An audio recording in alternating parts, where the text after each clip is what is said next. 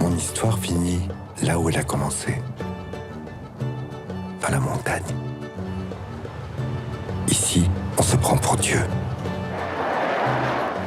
J'avais des comptes à régler avec ma jeunesse quand j'ai quitté la Pologne en cachette.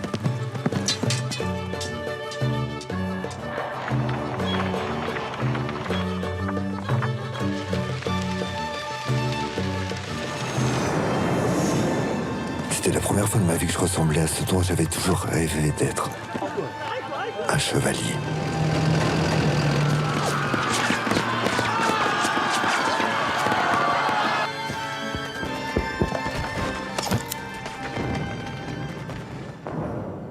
Bonsoir Jean-Baptiste. Bonsoir Xavier. Ce film, c'est La Montagne Magique, rien à voir avec le roman de Thomas Mann, vous allez nous en parler, mais qui raconte la vie donc d'un personnage qui a réellement existé. Oui, il s'appelle Adam Jacek Winkler. Alors qui est donc cet Adam Jacek Winkler? Vous l'avez un peu deviné sur cet extrait, c'est un réfugié qui quitte la Pologne pour Paris dans les années 60 et son rêve c'est de devenir, on l'entendait à l'instant, un chevalier, un héros. Il va partir en Afghanistan rejoindre le commandant Massoud, il va combattre avec lui l'armée rouge, il va devenir l'un de ses fidèles. Alors, vous avez vu sur cet extrait, vous le voyez également sur ces images, c'est un film d'animation tout à fait particulier pour adultes. Je ne sais pas si vous aviez vu Valse avec Bachir, il y a quelques années, ça se passait en Israël, film signé Harry Folman. C'est un peu le même procédé, on a différents types d'animation, on a du dessin, on a des photographies peintes et c'est un dialogue en fait, un dialogue entre cet homme et sa fille. Il raconte donc sa vie, ça marche très bien, c'est assez merveilleux, je trouve, ce film. Et parce que c'est Noël et parce que vous avez été sage, je vous en offre une petite minute. Nous avions une chèvre. Et quand quelqu'un s'approchait de notre grotte, elle nous le faisait savoir. C'était une chèvre maligne. Elle emmenait les autres chèvres paîtres et elle revenait avec.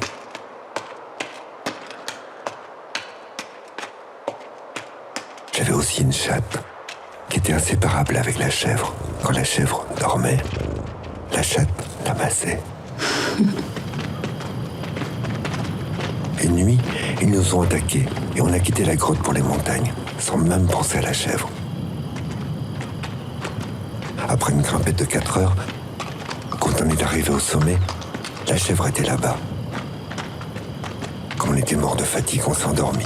Et la chèvre s'est mise à nous frapper. Environ 200 mètres de nous, il y avait des Russes, dont l'un d'entre eux fumait et la chèvre a vu les cendres dans l'obscurité.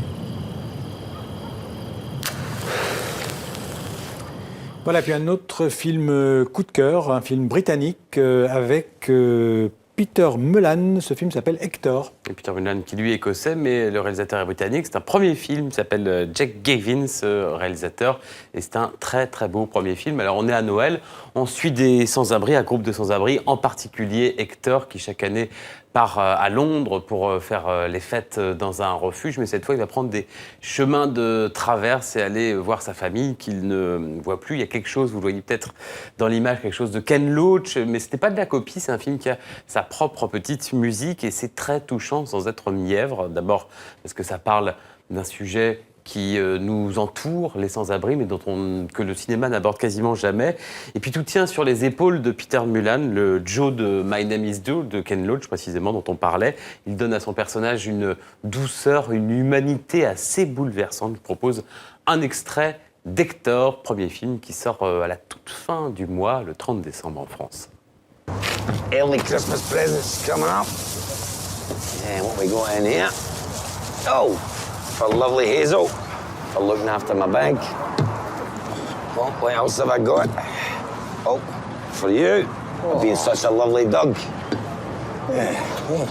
And I almost forgot, for Lord Douglas, for being a crabby old bastard. Oh, Jesus, you're a fucking mind reader, old boy. So you're not coming south with us? What's that? You're not coming south with us? No, I need to go back to Glasgow today, honey. What for? Hazel.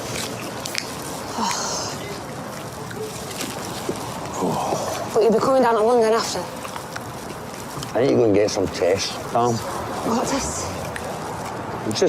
Just tests. But anyway, if I get it all clear, I'll come back and join you down in London. Jesus Christ, what? Got a little something for you. Might be of interest.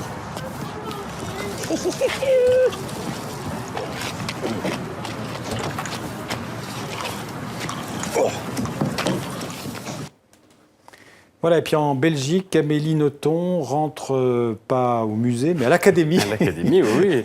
La plus célèbre des écrivaines ou écrivains belges a été intronisée hier, membre de l'Académie royale de langue et de littérature française. Elle succède à Simon Leys, qui lui-même avait pris le fauteuil numéro 26 d'un certain Georges Simenon. Et même si avec ses 24 romans, Amélie Nothomb est l'un des auteurs francophones les plus lus du monde, hier, c'était pour elle ambiance, stupeur et tremblement. Écoutez.